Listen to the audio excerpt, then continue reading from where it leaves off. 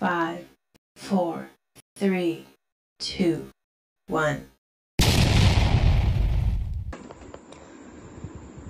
A'udzubillahiminasyaitonirrajim. Bismillahirrahmanirrahim.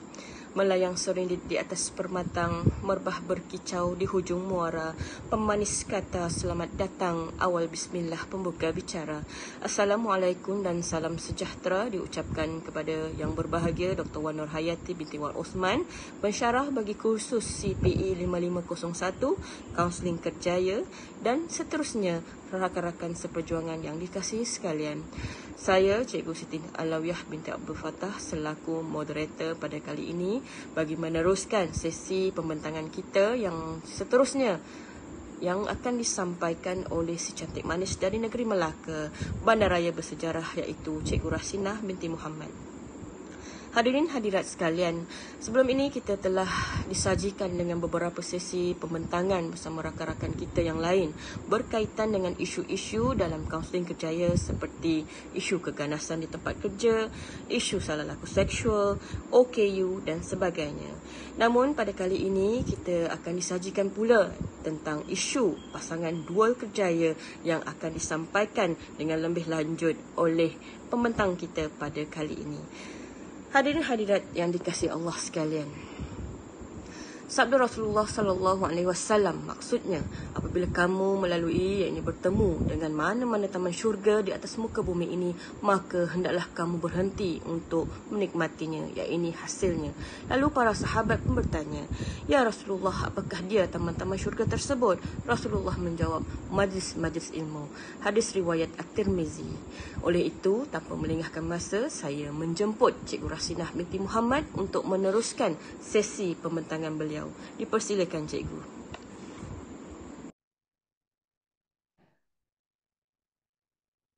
Assalamualaikum warahmatullahi wabarakatuh dan selamat petang semua. Terima kasih kepada sahabat saya Siti Alawiyah sebagai moderator pada hari ini kerana sudi menjadi moderator saya. Jadi, seperti yang dimaklumkan oleh Siti Alawiyah, saya Rasinah binti Muhammad akan membentangkan satu tajuk tentang kerjaya yang saya rasa isu ini sangat penting untuk dibicarakan, sangat penting untuk dibincangkan kerana isu ini memang seringkali berlaku dalam masyarakat kita, iaitu isu pasangan dua kerjaya. So, izinkan saya share screen.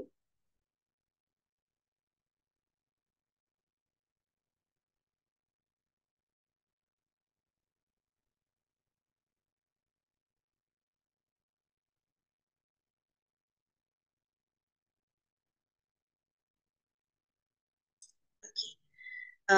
Saya harap semua dapat lihatlah di skrin sekarang ni, iaitu isu yang akan saya terangkan pada hari ini ialah isu pasangan dua kerjaya. Okey. Sebelum kita terus lebih mendalam lagi tentang isu ini, saya ada beberapa lah keratan akhbar yang saya jumpa berkaitan dengan isu pasangan dual kerjaya ni. Jadi, isu yang paling ketara sekali tentang pasangan dual kerjaya ni adalah pada masa zaman ataupun musim PKP. Okey, di mana pasangan yang bekerja, suami dan isteri bekerja, ada di antara mereka suaminya dibuang kerja, isterinya dibuang kerja.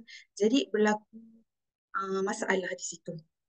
Masalah dalam hubungan kekeluargaan itu ataupun masalah dia sebagai seorang pekerja. Masa tu jugalah ada trend bercerai, dan ada juga di mana pasangan yang masa musim PKP ni dia jauh, dia pun ada yang berlaku curang, okey. Sebab 3 bulan, berapa bulan kita tak bersama dengan suami yang jauh, isteri yang jauh. Jadi kadang-kadang ada yang berlaku curang pada masa tu. Begitu juga dengan anak-anak, okey.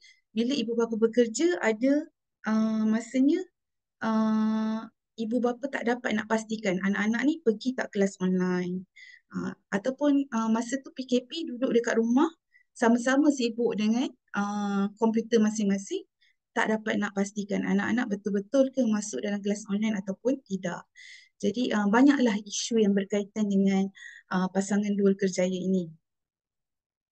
Okey, jadi ini adalah antara isi kandungan yang akan saya kupas dalam topik ini, iaitu keluarga adalah sistem, kategori keluarga, apa kaitan keluarga dengan isu PDK. PDK ni pasangan dua kerjaya, lepas tu sedikit pengenalan, kekurangan, apa dia kelebihan, dan ada sedikit kajian kes lah yang akan kita bincangkan dan proses kaunseling yang kita akan lakukan. Jadi sebelum saya pergi lebih jauh lah, saya nak terangkan sedikit tentang keluarga. Sebab apa saya nak terangkan pasal keluarga? Sebab isu kita adalah isu pasangan dual kerjaya ini adalah pasangan yang sudah berkahwin.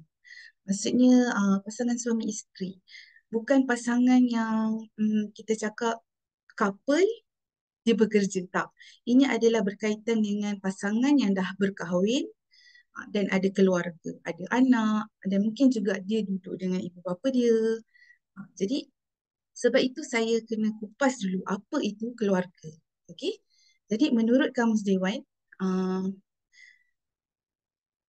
edisi keempat, keluarga bermaksud sesuatu pertalian kekeluargaan yang dijalankan menerusi perkahwinan sesebuah kaum. Itu adalah keluarga. Maksudnya ada pertalian perkahwinan. Okay. Asas pembinaan sesebuah perkahwinan adalah untuk keluhuran dan ketenteraman hidup sekaligus sebagai pembentuk sebuah masyarakat yang harmoni. Jadi melalui perkahwinan inilah kita dapat tentukan bahawa masyarakat kita ni harmoni ke tak. Okay. Harmoni masyarakat umumnya bermula daripada institusi keluarga yang mampu mewujudkan ketenangan dan kemantapan hidup bersama berasaskan kepada hubungan baik dan rasa kasih sayang antara satu sama lain. Jadi masyarakat yang harmoni yang tadi saya cakap adalah bermula daripada institusi keluarga. Kalau institusi keluarga itu harmoni, maksudnya ibu bapanya harmoni, anak-anaknya dengar kata, jadi sekaligus akan membentuk masyarakat yang harmoni juga, yang tenteram, aman, damai. Okay? Jadi menurut Adawiyah Ismail 2011, konsep keluarga berkualiti menurut Islam ada yang menyatakan masyarakat yang baik adalah lahir daripada keluarga yang baik. Ini memang kita nampak lah kan.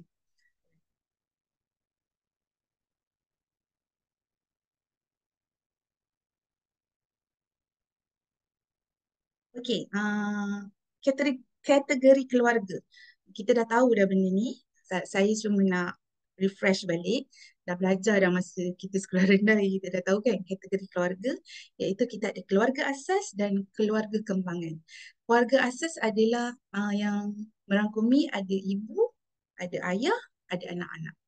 Keluarga kembangan adalah dia lagi besar yang mana keluarga asas di dalamnya, yang maksudnya ada ibu, ada anak, ada bapa, kemudian dicampur pula dengan datuk, nenek, ibu saudara, bapa saudara, sepupu, anggota keluarga yang lain. Okey. So, ini pun ada sebablah kenapa saya masukkan dalam tajuk saya ni. Jadi, apa kaitan keluarga dengan isu pasangan dual kerjaya? Okey. Mesti ada kaitan, sebab tu saya nak kupas. Okey, tuntutan arus kemodenan dan keperluan hidup corak keluarga mula berubah. Pada masa zaman sekarang ni kita dah moden. So corak keluarga tu berubah. Macam mana berubah macam mana? Keluarga tradisional semakin beransur kurang dalam masyarakat kita. Keluarga tradisional ni adalah keluarga yang masa saya lah. Zaman saya yang mana bapa saya bekerja, mak saya tak bekerja. Jadi itu adalah keluarga tradisional di mana lelaki suami adalah penyumbang ekonomi ataupun keuangan utama dalam keluarga. Maksudnya suamilah yang pergi keluar cari duit, bawa balik, beli beras, beli makanan untuk anak-anak, belanja anak-anak. Itu adalah keluarga tradisional. Tapi tuntutan arus kemodenan, zaman moden sekarang ini, dah jaranglah kita dengar macam ni. Ada je tapi jarang. Yang mana hanya suami saja bekerja. Sekarang ni arus pemodenan ni bentuk keluarga tu dah berubah. Suami dan isteri bekerja. Okey.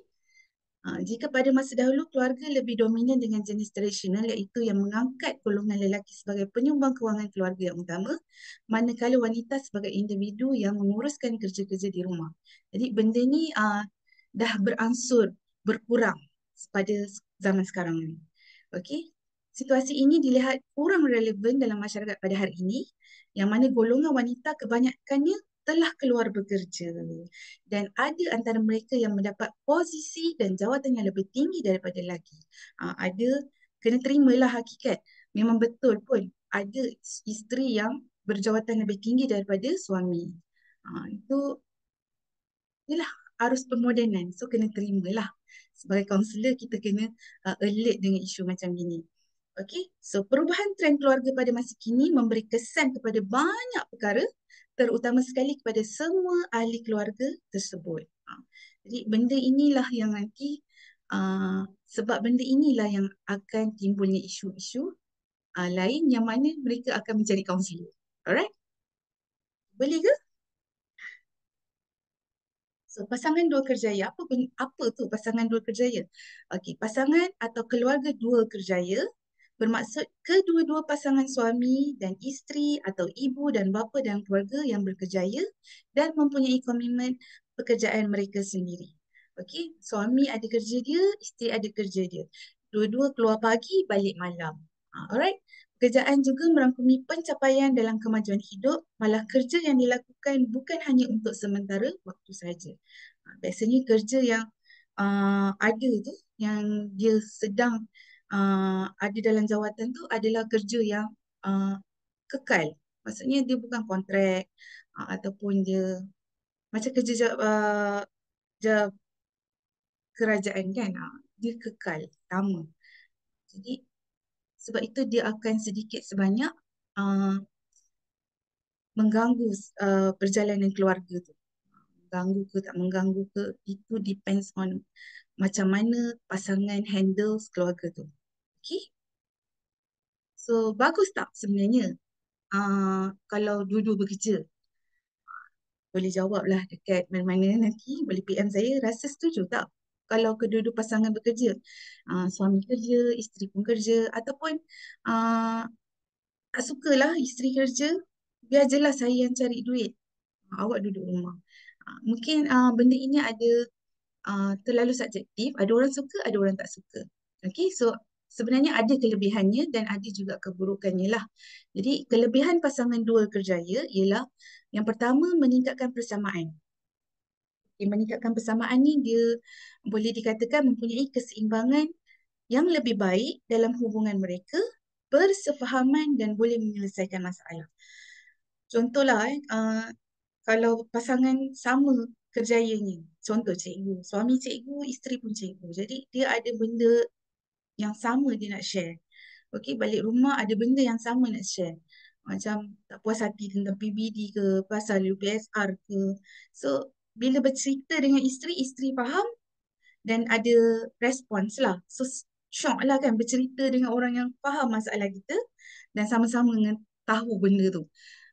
Jadi, itulah kelebihannya pasangan dua percaya. Tapi kalau kerja tak sama pun, bila bercerita, masing-masing seronok dengan sharing tu, benda tu pun satu kelebihan juga. Okey? Jadi, selain tu, ini yang paling utama lah saya rasa kalau kedua-dua bekerja. Dia dapat menstabilkan kewangan yang baik. Setuju tak? Jadi, bila suami kerja, isteri pun kerja. Dua-dua dapat duit kan? Krisis kewangan akan berkurangan. Maksudnya dua-dua ada income. Isteri ada income banyak ni bulan ni, suami ada income banyak ni bulan ni. Contohnya bulan ni ada duit nak pakai bayar road tax ke, nak bayar insurans kereta ke, pakailah duit abang dulu. Nanti belanja yang lain pakai duit saya. Ada juga yang duit saya, duit abang, duit saya. Yang itu kena terimalah hakikat kalau dapat isteri yang macam tu. Okey. Macam mana pun duit tu adalah sebab dua-dua kerja. Jadi itu adalah kelebihan untuk mereka yang bekerja lah, suami dan isteri bekerja. Okey, yang ketiga ialah sosial yang baik. Hmm, bila bekerja, suami isteri bekerja, networking tu lebih luas. Maksudnya saya nak cakap macam ni. Suami pergi kerja, dia ada networking dia. So, isteri pergi kerja, dia ada networking dia. So, bila macam kita jumpa, ada macam gathering ke, open house ke, so kita punya kenalan lebih ramai. Jadi, social kita lebih baik lah. Jadi kita tak adalah orang cakap macam kata bau tempurung. So kita ada kenal. Nanti kita pergi rumah orang kahwin ke kawan kita. So kita kenal siapa kawan suami kita. Ataupun kita pergi gathering untuk yang kawan-kawan belah isteri. So kita kenal siapa kawan-kawan isteri kita. So itu adalah kelebihan juga untuk pasangan dua kerjaya ini. Okey, biasanya orang yang kerja dua-dua ni dia akan bekerjasama dalam pengurusan rumah tangga. Sebab dia dah kena bincang lah kan sebelum kahwin dah kena bincang. Saya nak kerja, awak pun nak kerja. Isu rumah tangga, hal-hal rumah tangga kita mesti uruskan sama-sama. Jadi itu adalah kelebihannya. Dia tak tertumpuk pada wanita sahajalah. Kena ada mutual understanding. Okay, mutual understanding. Alright. Selain itu, kelebihan dia berkongsi tujuan yang sama, iaitu mengubah gaya hidup mereka, matlamat yang sama, bekerja dengan harmoni bagi mencapai matlamat dengan berkesan. Okey. Yang kelima, anak yang bertanggungjawab. Okey, ibu bapa yang bekerja uh, sedar tak sedar bahawa anak ini akan rasa lebih ada sikap lebih bertanggungjawab. Uh, saya tak ada anak tapi saya rasa bila tengok kawan-kawan kan yang dua-dua bekerja, saya tengok anak-anak mereka lebih bertanggungjawab. Maksudnya dari pengurusan diri mereka sendiri. Bila ibu bapa pergi kerja, dia dah tahu dah lepas ni aku balik rumah nak kena mandi, salin baju, lepas tu pergi sekolah agama. So dia tahu apa benda yang dia nak buat. Jadi dia kurang bergantung pada ibu bapa lah. Jadi secara tak langsung akan meningkatkan kecekapan dalam diri anak tu sendiri. Betul tak? Betul lah kot kan? Alright. So, selain itu dia meningkatkan, kelebihan dia adalah meningkatkan potensi. Potensi macam mana? Meningkatkan gaya hidup yang lebih baik lah. Bila bekerja, dua-dua kerja, ada masa kan kita macam ada team building dalam syarikat tu sendiri. So, boleh ambil masa dan peluang itu untuk release tension dengan kawan-kawan.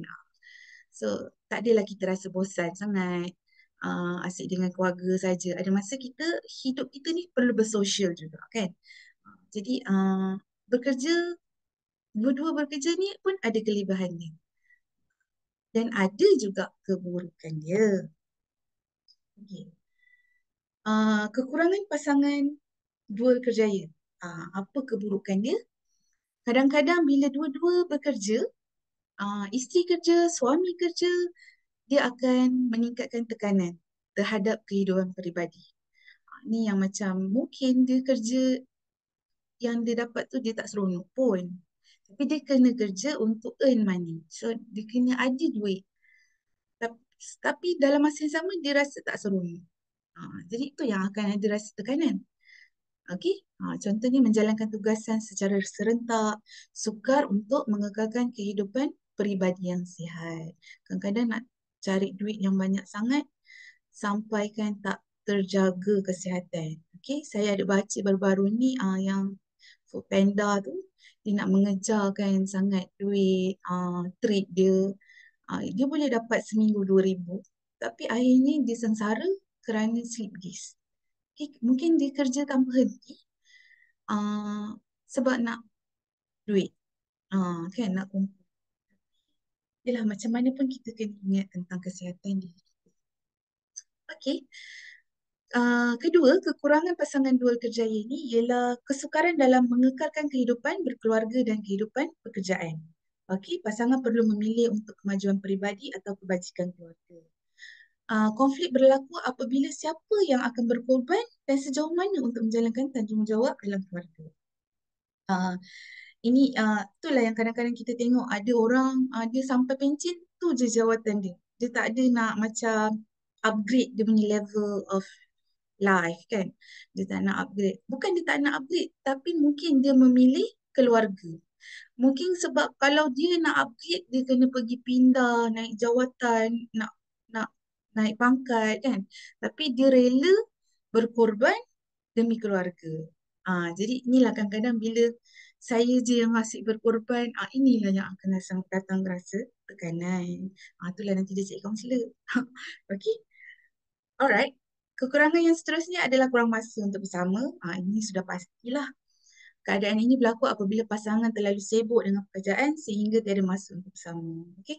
Kadang-kadang kalau dapat suami isteri kerja yang sama, contoh cikgu, cuti sama, dua cikgu, cuti sama, anak pun cuti, itu memang seronok. Dapat pergi jalan sama-sama, balik kampung, pergi holiday sama-sama, buat aktiviti sama-sama. Tapi bila pasangan isteri cikgu, yang suami kerja swasta, cuti tak sama, jadi kadang-kadang itu yang akan masa bersama dengan anak-anak tu kurang. Tapi pandai-pandailah bincang kan macam mana. Uh, tak apalah, mungkin boleh dalam seminggu tu, takkanlah tak boleh ambil cuti langsung kan. So bincang baik-baik. Tapi kurangnya masa bersama ni antara salah satu keburukan lah dual kerjaya ni. Okay. Yang seterusnya, kurang berkomunikasi. Okay. Seringkali keadaan ini berlaku apabila pasangan itu mengamalkan hubungan jarak jauh. Ini yang PJJ lah. Bila PJJ ni, walaupun sekarang dah banyak medium yang kita boleh gunakan, boleh guna Google Meet, boleh guna WhatsApp call, video call. Tapi komunikasi secara fizikal tu lebih manis kan, selalunya orang cakap. Jadi ini adalah antara keburukan ni lah bila dua-dua bekerja dan dia jauh. Dengan tanggungjawab kerjaya dan kesibukan seharian mereka semakin sukar untuk mereka untuk berhubung dan bercerita tentang rutinitas. Okey, kadang-kadang kerja, keluar sama-sama pagi, balik petang dah penat, tidur je. Tak ada masa nak berborak dengan anak. Sekarang dah sibuk dengan anak-anak dah masuk bilik, nak buat homework. Ayah, mak baru balik kan. Baru sampai rumah. Jadi kurangnya masa untuk berkomunikasi. Ini antara keburukan ni lah. Dan yang terakhir ada perhatian kepada anak-anak semakin berkurang. Okay? Jadi bila dua-dua orang bekerja, ialah macam mana nak beri sepenuh perhatian kan. Beri perhatian, saya yakin ibu bapa yang bekerja ni dia beri perhatian, tetapi dia tak sepenuhnya lah. Ada masa dia akan beri perhatian. Ada masa kan dah sibuk dengan kerja, tak dapat nak fokus kan. Okay, tidak dapat memberi perhatian sepenuhnya kepada anak-anak yang sedang membesar, tidak dapat memberikan persekitaran yang sihat kepada anak-anak. Ini antaralah keburukan. So, memang ada pro dan cons lah pasangan dual kerjaya ni. Yang penting tepuk dada, tanya selera. Okay, nak kasih orang rumah kerja ke tak kerja? Kalau gaji juta-juta tak apalah, awak duduk rumah je. Kan? Tapi kalau gaji pun cukup-cukup makan, saya lah, pada pandangan saya, baiklah dua-dua bekerja kan. So nanti as a wife lah, macam saya rasa macam lagi seronok lah. Ada duit sendiri kan. Boleh belanja sendiri. Tak adalah asyik nak minta-minta dengan suami kan. Tapi isu ini adalah terpulang kepada diri anda sendirilah, macam mana anda tafsirkan. You suka ke tak suka? Okay. So, dalam satu artikel ni saya jumpa Hall dan Hall menyatakan terdapat 4 tingkah laku nyata bagi pasangan dual kerjaya ni. Dia cakap based on tingkah laku pasangan ni, dia dapat classifykan 4 jenis tingkah laku. Okay? Dan dia ada nama kan, accommodators, adversaries, allies dengan acrobat. So, pasangan yang macam mana? Nama dia macam ni. Okay? Pasangan yang memberi keutamaan kepada kerjaya lebih tinggi, maksudnya kerja dia fokus lebih tinggi, tapi dia meminimumkan kerja di rumah, manakala pasangan lagi satu berlawanan. Maksudnya contohlah, suami lebih utamakan kerjaya dia dan dia punya kerja rumah, urusan rumah dia serahkan kepada isteri. Isteri pula pentingkan kerja urusan rumah, kerjaya dia macam dia tak kisahlah. Mereka ni macam pasangan tradisional lah sebenarnya. So dia adalah golongan accommodators. Okay. So adversaries pula ni dia macam musuh lah. Kedua-dua pasangan bagi komitmen yang sangat tinggi dalam kerjaya dan urusan rumah tangga dia macam cincai boncai je lah. Okay. Dan biasanya pasangan ini ada konflik lah dalam urusan rumah tangga dan jaga anak-anak. Dia macam ngelak-ngelak lah. You lah hantar nak. Apa pula asyik I je. Dia mengelak je kan. Okay. So dia adalah pasangan yang dikenali sebagai adversaries. Okay. Allies. Ni adalah sekutu. Orang yang bersekutu. Maksudnya dua-dua pasangan dia seimbang dalam kerjaya dan keluarga. Okay, dia happy lah. This is a happy family. Okay, bahagia dan kepuasan kerjaya biasanya tercapai melalui keluarga yang bahagia. Maksudnya dia punya kerjaya bagus pun sebab keluarga dia bahagia. Okay, so ada efek lah. So, acrobat, kedua-dua pasangan memberi komitmen yang sama kepada keluarga dan kerjaya, tetapi mahukan kesempurnaan dalam kerjaya dan keluarga seperti hidup mewah, bercuti bersama keluarga, tempat mewah, pakaian mewah. Keluarga akan harmoni tetapi pasangan akan terbeban dengan tanggungjawab. Pernah tengok akrobatik kan? Orang yang terbang sana terbang sini. Jadi pasangan ni adalah pasangan yang sangat kuat kerja tapi dia tak abaikan keluarga. Dia kuat kerja sebab dia nak rasa kemewahan. Dia nak pergi nanti end of the year, nak pergi holiday dekat Itali, nak pergi Perancis, nak pergi mana lah tempat yang boleh naik kapal terbang kan. Lepas tu nak pergi makan tempat yang viral-viral, yang mewah-mewah. So, sebab tu dia bekerja keras. Dia happy, dia akan happy tapi dia akan sedikit penat lah. Sebab dia nak dapat income yang banyak kan. So, kita di mana? Okey, anda boleh tanya diri anda sendiri, anda dan isteri anda dalam kategori pasangan yang mana? Okey, adakah anda akrobat? Hujung tahun pergi USA? Alright, so bila saya dah kupas semua pasal keluarga, pasal pasangan dua ni, jadi apa yang biasanya isu yang dihadapi oleh pasangan dua kerjaya ni? Di sinilah saya akan terangkan, iaitu dua kerjaya merupakan isu yang dikaitkan dengan golongan suami isteri yang masing-masing mempunyai kerjaya dan karier yang tetap. Okey, dari karier yang tetap dan isu akan timbul bila ada macam selalunya tak bersefahaman lah. Okey. Isu dalam pasangan dua kerjaya dapat dilihat kesannya kepada jangkaan dan tujuan terhadap pekerjaan dan keluarga. Gilbert 1993 mendapati bahawa wanita muda dan lelaki yang dibesarkan dalam keluarga dui kerjaya sangat komited untuk berkongsi peranan selepas berkahwin. Maksudnya, bila suami isteri yang bekerja ni dan dia dibesarkan dengan ibu bapa yang bekerja juga, dia akan lebih committed dengan berkongsi peranan. Maksudnya dia lebih berkomited dalam menguruskan hal ehwal rumah tangga sebab dia ada role model. Mak ayah dia macam mana. Masa mak ayah dia kerja, aku sebagai anak masa tu macam mana. Jadi dia lebih faham lah dengan situasi dua percaya ini. Okey.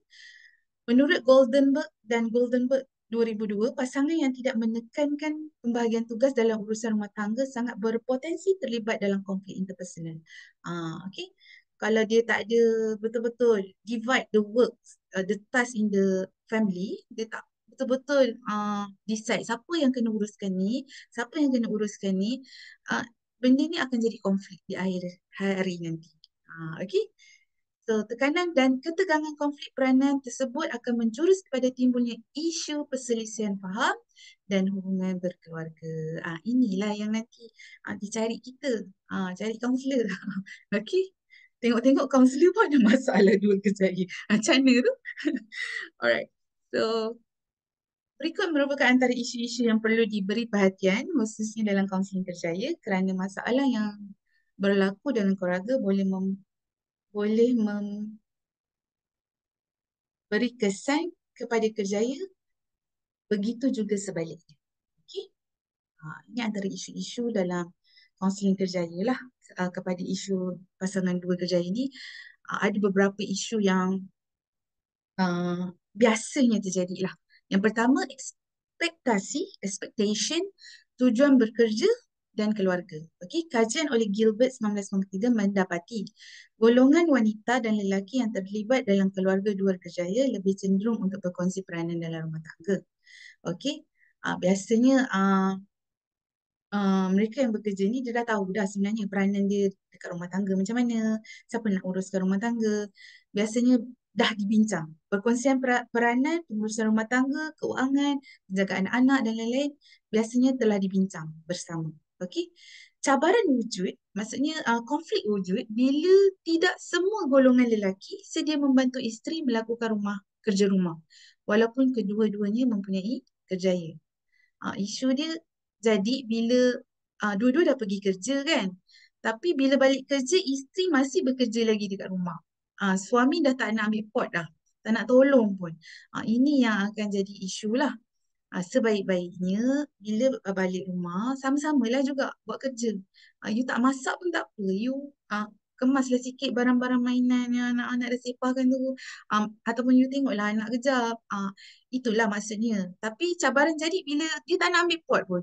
Okay? Tapi saya yakin kelas-kelas pada semua adalah suami-suami misali. Jadi tanpa disuruh akan buat kerja. Okay? So kesannya akan tekanan kepada kedua-dua belah pihak, akan timbul masalah dalam kerjaya dan keluarga lah. Suami tertekan juga bila suami isteri dah mula membebel kan. Isteri memang dah stres dah. Okey. So yang kedua, antara isu yang kedua adalah konflik peranan. Okey, konflik peranan ni konflik peranan biasanya akan wujud dalam keluarga dua kerjaya. Okey, maksudnya peranan kerjaya versus peranan dalam rumah tangga. Contohlah, isteri berjawatan pengetua di sekolah. So dia punya peranan dia di sekolah sebagai seorang pengetua. Tapi bila dia balik di rumah, dia tetap berperanan sebagai seorang isteri dan ibu kepada anak-anak. Jadi dia tak boleh nak jadi pengetua jugalah kat rumah. Suami dia tetap pengetua di rumah. Tapi cabaran akan wujud, maksudnya konflik akan wujud apabila salah seorang, suami atau isteri mengabaikan atau mengelak peranan dalam kerja-kerja di rumah. Contohnya dia dah pengetua kan, isteri ni dah pengetua. Takkanlah balik I nak kena buat semua ni, you lah yang buat. Jadi dia dah mengelak kerja-kerja di rumah. Jadi suami stres. Ataupun suami katalah dia bos dekat tempat kerja dia, bila balik rumah, I tak nak buat ni kerja you. So dia dah tak nak ambil pot juga, so isteri pula stres. Okay, so kesannya pasangan akan rasa tertekan dan terbeban dengan pelbagai tugas yang perlu dipikul. Okay. Klinger 1988, Klinger ni ada membina satu model lah. Dia cakap model ni dapat membantulah pasangan dua kerjaya. Model ini mencadangkan agihan tugas guna sistem giliran atau pusingan. Dia lebih fleksibel ikut situasi lah. Maksudnya, kenalah buat agihan tugas dan bergili-gili. Contoh, ambil anak lah. Contoh yang paling senang adalah ambil anak. Hari ni tak boleh, you ambil gila. Ataupun this week I ambil, next week you ambil. Macam tu lah. Alright. So yang ketiga, isu yang ketiga adalah isu penjagaan anak. Jadi dalam pasangan dua kerjaya, isu penjagaan anak adalah isu yang boleh dikatakan sangat selalulah terjadi. Okay, urusan penjagaan anak boleh menjadi isu khususnya dalam keluarga dua kerjaya. Ini yang biasa jadi kan. Kerana sebab faktor masa tu. Faktor masa adalah faktor yang selalu mengganggu-gugat lah kepada isu penjagaan anak ni. Tak ada masa nak jaga anak, nak ambil anak. Okay. So cabaran wujud apabila urusan penjagaan anak semasa bekerja agak sukar. Nak lagi sekarang ni kan. Parents sangat takut nak hantar anak ke taska ke ke pusat jagaan ke, sebab terlalu banyak isu penderaan, kematian di taska kan. Jadi rasa tak selamat, rasa was-was. Jadi banyaklah uh, ibu bapa yang rasa benda ini sangat uh, memberi kesan lah kepada kerja dia. Yelah, bila anak dah ada isu macam ni, kita mesti rasa susah hati bila anak ditinggalkan. Yelah, dari pukul 8 pagi hingga pukul 5 kan. Anak di bawah jagaan orang. Macam-macam boleh jadi. Pula tu dengar cerita yang macam-macam. Susah hati. Macam mana nak fokus pada kerja? Jadi dia nak kaitkan macam tu. Ah, jadi kadang-kadang tu yang bila macam tu dah kena ambil cuti kan. Bila ambil cuti nanti dah selalu sangat ambil cuti, bos pula marah. Jadi ini adalah isu yang sering kali terjadilah dalam pasangan dua kerjaya ini.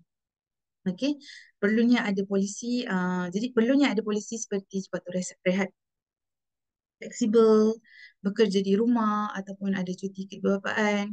Dan sekarang ni saya tak silap saya untuk cikgu ke untuk penjawat awam ada cuti. Uh, Cuti apa sakit berjangkit kan. Macam ada lama sikit untuk bila dalam family tu ada sakit berjangkit macam semua dapat cuti. Tak silap saya ada sebelum saya sambung belajar ni. Ada cikgu kat sekolah saya, dia dapat cuti tu. Dah lah dia baru habis COVID.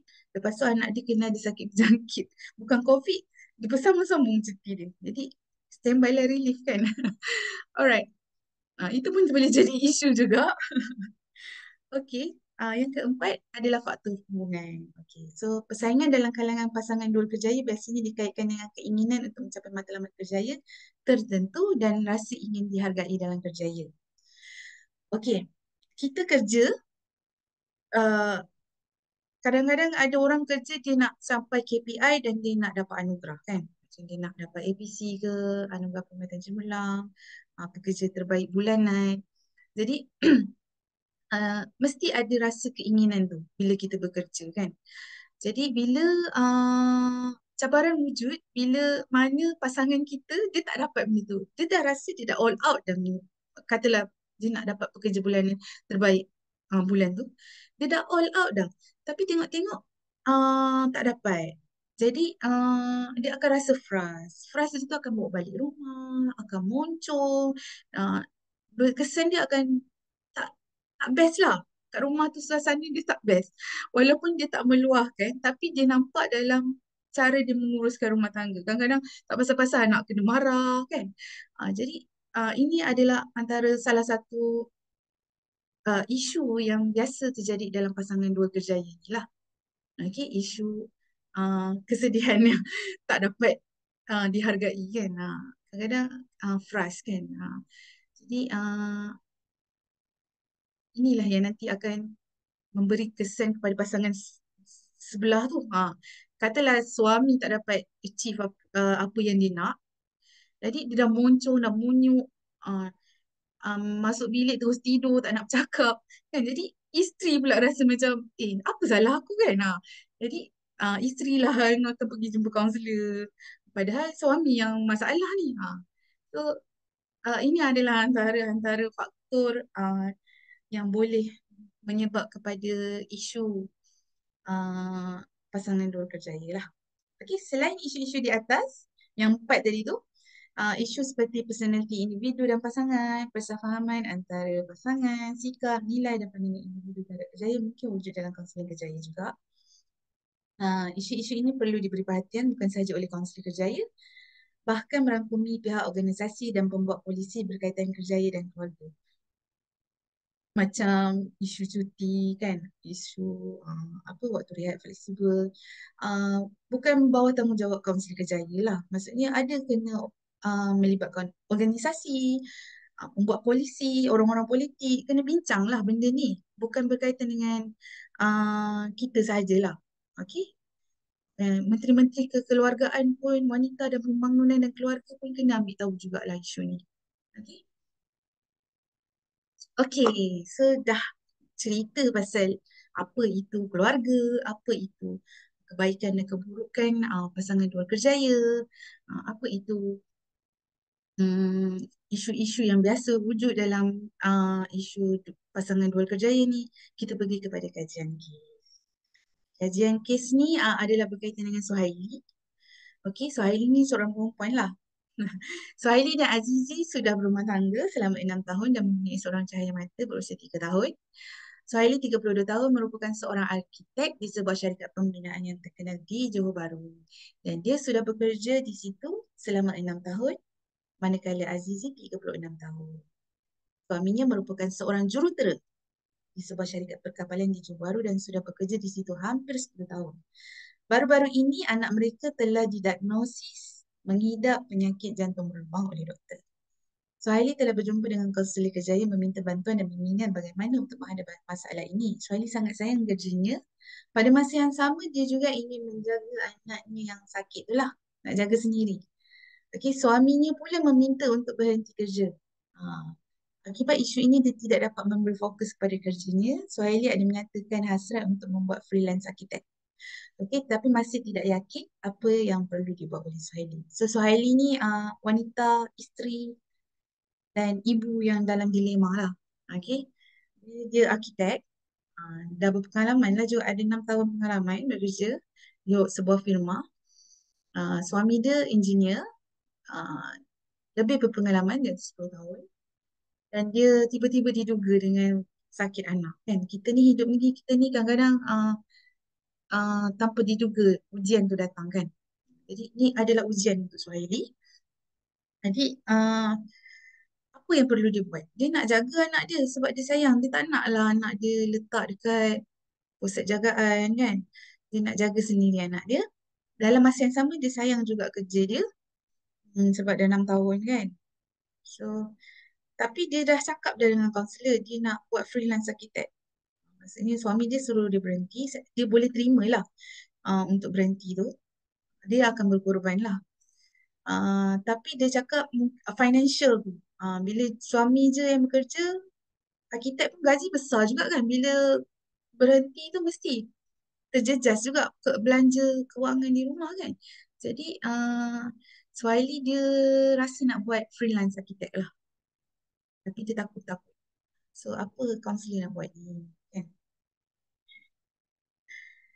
So saya guna aplikasi teori pembelajaran social crumbles yang pernah diterangkan oleh sahabat kita, Encik Syamil. Okay. So teori ini saya sukalah teori ni sebab dia teori pembelajaran. Dalam hidup kita ni sebenarnya hari-hari kita belajar. Kan? Ada je benda yang kita belajar. Dalam tak sedar. Sedar tak sedar kita sebenarnya sedang belajar. Jadi, kehidupan Suhaili pun macam tu juga. Dia diduga dia ada ujian dan mesti dia kena belajar sesuatu untuk menghadapi ujian dia. Okay? So, teori ini beranggapan bahawa kepribadian dan perilaku yang dimiliki oleh seseorang timbul daripada pengalaman belajar yang unik. Okay, kita belajar sebab itulah kita macam ni. Peribadi kita macam ni. Okay? Pengalaman. Okay? Pengalaman belajar itu terdiri daripada konteks antara analisis kognitif yang positif dan peristiwa-peristiwa yang memuatkan secara negatif. Okay, Michelle and Crumbles 1984. So, teori pembelajaran social crumbles ini juga dikenali sebagai Learning Theory of Career Counseling, LTCC. Okay? So, matlamat dia ni saya nampak macam sesuai lah dengan cerita Suhaili ni. Matlamat kaunseling kerjaya pembelajaran sosial ni, individu perlu meluaskan kebolehan dan minat. Kebolehan dan minat perlu ditambah melalui proses pembelajaran. Okay? Individu bersedia untuk menghadapi perubahan dunia pekerjaan dan tidak mengandaikan bahawa sesuatu pekerjaan akan kekal pada status yang sama. Okay? Individu berupaya bertindak apabila klien telah mendapat celik akal, amat penting untuk klien bertindak. So sebenarnya banyak teori yang kita belajar, kita rasa teori-teori tu sebenarnya lebih banyak kepada macam mana individu nak pilih kerja. Macam mana individu nak mencari kerja, pada usia ni apa dia punya step, pada usia ni bila masa dia nak bersara, bersara nak buat apa. Jadi isu macam kekeluargaan ni kita kena pandai-pandai lah nak gunakan teori mana. Okay? So bagi saya Suhaili dia boleh meluaskan kebolehan dan minat dia. Dia memang minat arkitek. Orang yang minat yang architecture ni dia mesti pandai lukis kan. So dia kena luaskanlah kebolehan dia dan minat dia. Okay, kita kena bantu. As a counselor kena bantu dia. You ada minat ni kan, lukis ni. You ada tak apa lagi kebolehannya selain melukis plan rumah ke apa? Dia pandai lukis tak?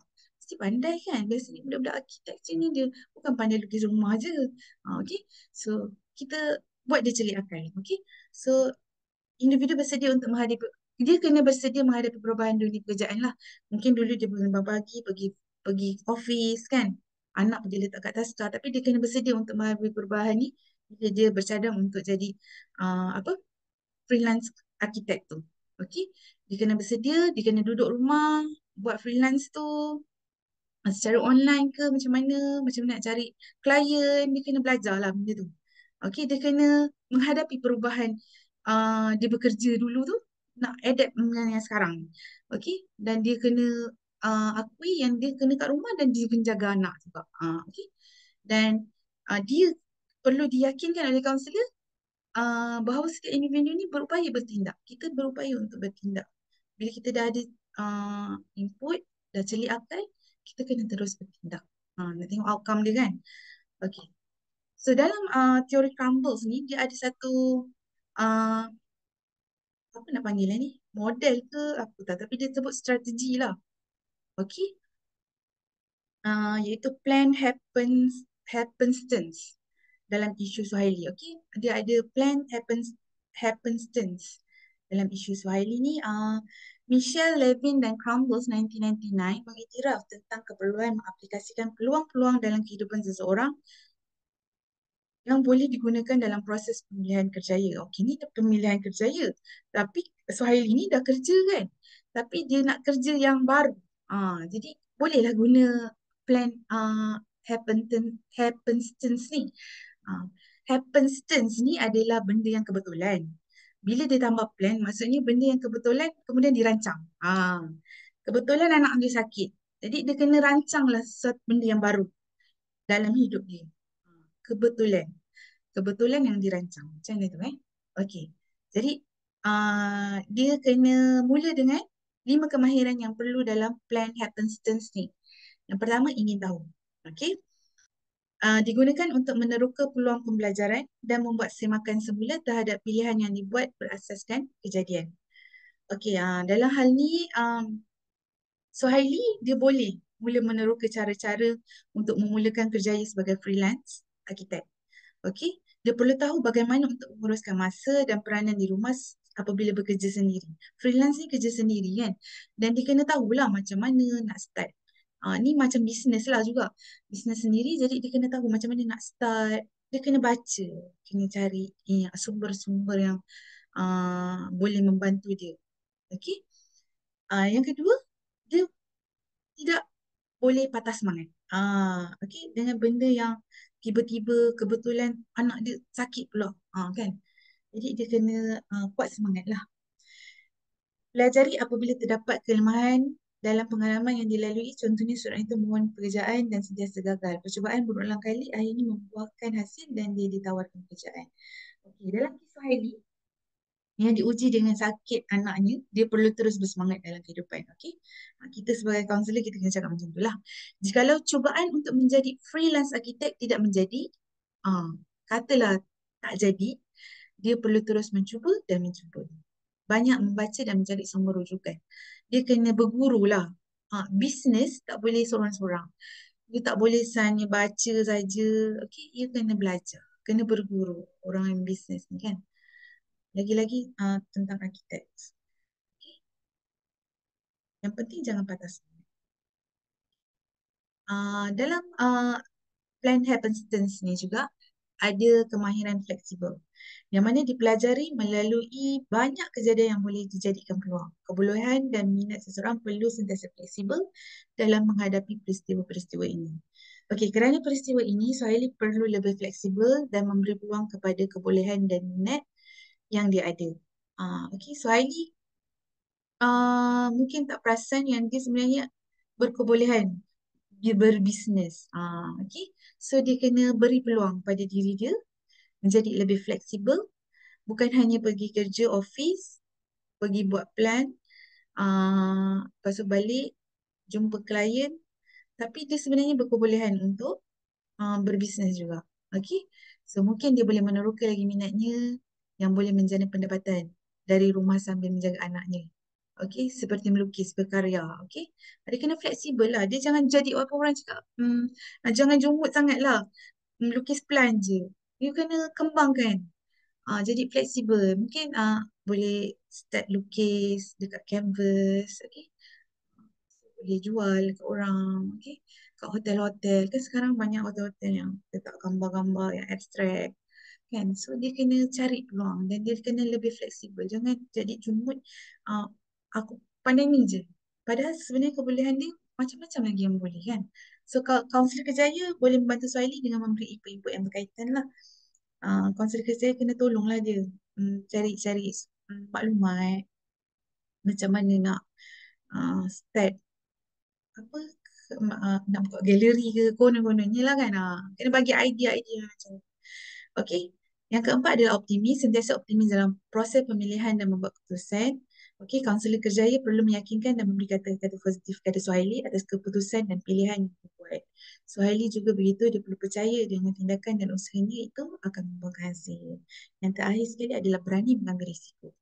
Apa-apa pun dalam pekerjaan yang baru nak diceburi, dia kena berani ambil risiko. Especially dalam pendidikan kan. Dia melibatkan modal, dia melibatkan masa, tenaga.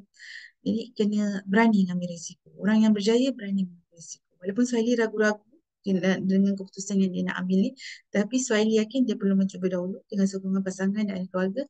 Dia yakin dengan keputusan ini. Jadi dia sangat strong lah.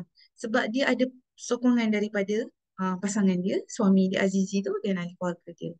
Jadi mungkin sedikit sebanyak dapat membantu dia menjadi lebih berani dalam nak menukar kerjaya tu. Okay, alright. Okay, dah sampai kesimpulan ni. So, faham ke apa yang saya terangkan ni? Jadi, sebenarnya isu pasangan dual kerjaya ini tak akan timbul sekiranya ada persefahaman. Maksudnya, peranan sebagai uh, pekerja, peranan sebagai ahli keluarga, itu kita bawa dengan betul. Maksudnya, bila kat tempat kerja, kita jadi orang yang macam ni. Maksudnya bila dekat rumah, kalau kita seorang ayah, kita berperanan sebagai seorang ayah.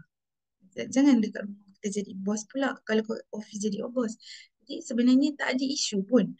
Tak akan ada isu, tak akan ada masalah untuk pasangan dua kerjaya ni kalau dua-duanya adalah saling memahami, saling memainkan peranan mereka dalam menguruskan rumah tangga dan sekaligus akan memberi kesan yang sangat positif kepada kerjaya. Okey? Saya yakin bahawa keluarga yang bahagia akan memberi apa kesan yang baik kepada kerjaya seseorang. Okey? So, secara kesimpulannya, tidak terhad hanya kepada kaunseling kerjaya ini tidak terhad hanya memberi perkhidmatan kaunseling kerjaya. Kaunselor juga perlu bersedia untuk berhadapan dengan isu-isu bersama pasangan yang mungkin dibawa oleh klien. Sekiranya kaunselor kerjaya merasakan wujudnya keperluan untuk memberi perkhidmatan kaunseling perkahwinan kepada klien dalam masa yang sama dia tidak mempunyai kepakaran tersebut, maka kita boleh rujukkanlah dia kepada yang lebih pakar. Kadang-kadang isu pasangan dua kerjaya ni bukan isu pasal kerjaya saja. Macam isu Suhaili ni nampaklah dia macam isu kerjaya saja kan. Tapi ada masa isu pasangan dua kerjaya akan melibatkan macam hubungan suami isteri, hubungan intim. Jadi kaunseling kerjaya ni dia tak ada kepakaran itu, dia boleh merujuk klien tersebut kepada yang lebih pakar lah. Mungkin pergi kaunselor perkahwinan, kaunselor keluarga kan. Mungkin mereka lebih arif tentang itu. Jadi kita boleh rujuk. Okey, dalam berhadapan dengan isu ini, sesi kaunseling biasanya bermatlamat untuk memberi penekanan dan celik akal tentang perkongsian peranan dalam perkahwinan dan keseimbangan gender serta keperluan dan masalah yang dihadapi oleh anak. Untuk mencapai matlamat ini, kaunselor boleh memberi panduan dalam beberapa perkara seperti strategi perkongsian peranan, komitmen masa lapang, penyataan semula matlamat kerjaya, pembinaan kerjaya anak-anak dan pendudukan semula matlamat sebenarnya. Okay. So itu saja daripada saya yang kita boleh renung-renungkan lah. Kita sebagai pasangan suami isteri yang bekerja, macam mana kita sekarang ini? Adakah kita memainkan peranan kita yang baik? Macam mana anak-anak kita pula kita dapat terima tak selama ni kita tak perasan ke? Kita kena muhasabah balik, tengok macam mana. So, saya rasa itu saja. Okay, sedikit rujukan. Dan sekian, terima kasih. Kembali kepada moderator saya, Siti Alawiyah. Bye.